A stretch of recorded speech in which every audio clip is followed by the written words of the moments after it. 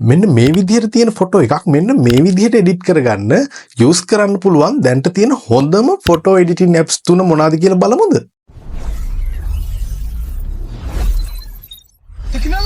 Video එක ගැන කතා කරන්න කලින් චූටි දෙයක් මතක් කරන්නම්. තාමත් අපිව subscribe කරලා නැත්නම් දැම්ම ගිහලා subscribe කරලා එන්න.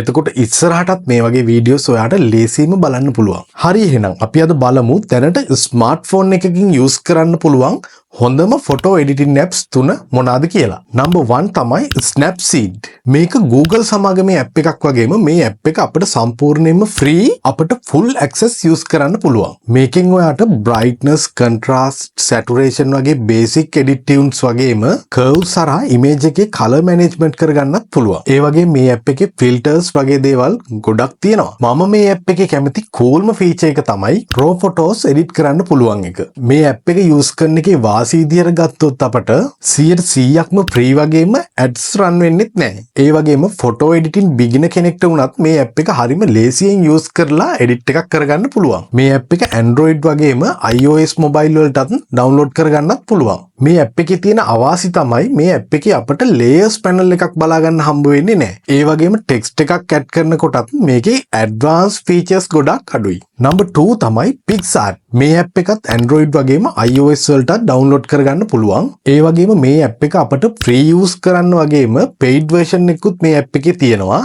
මේකෙන් අපට කලින් කතා කරා වගේ brightness, saturation, contrast වගේ basic edit කරගන්න පුළුවන් වගේම layer panel එකකුත් බලා ගන්න පුළුවන්. ඒකෙන් අපට design වැඩ ගොඩක් පහසුවෙන් කරගන්න පුළුවන්. logo එකක්, poster එකක් design කරන වැඩවලටත් මේ app එක හරිම ලේසියෙන් use කරන්න පුළුවන්. මේ app එකේ මම කැමතිම coolම feature එක තමයි layers panel එක. තව මේකේ වාසි විදිහට ගත්තොත් fonts ගොඩක් තියෙනවා වගේම අපට අවශ්‍ය fonts download කරලා මේකට add කරලා use කරන්නත් පුළුවන්. මේකේ තියෙන අවාසියක් තමයි pre version එකේ access limit කරලා තමයි තියෙන්නේ. උදාහරණයකට ඔයාට මේකේ background remove වගේ option use කරනවා නම් ඒකට paid version එක ඔයාට buy කරන්න වෙනවා. number 3 තමයි Lightroom mobile. මේක අපි හැමෝම දන්න Adobe ලාගේ Lightroom software එකේ mobile version එක. මේ app එකෙන් අපිට කලින් කතා කරා වගේ basic edit වලට අමතරව advanced color balancing features බලා ගන්න පුළුවන්. ඔයා mobile photography වගේ දෙයක් කරන කෙනෙක් හරි ඒවට කැමති කෙනෙක් නම් අනිවාර්යෙන්ම ඔයා මේක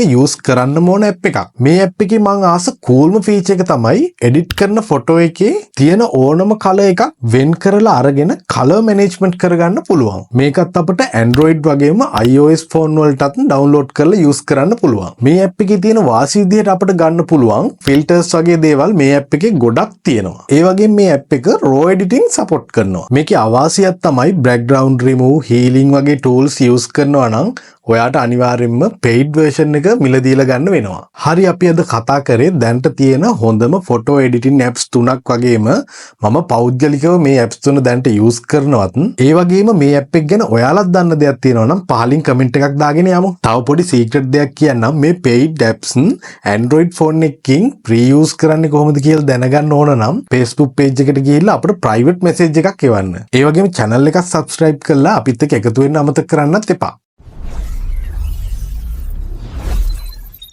Tecnologia! Tecnologia!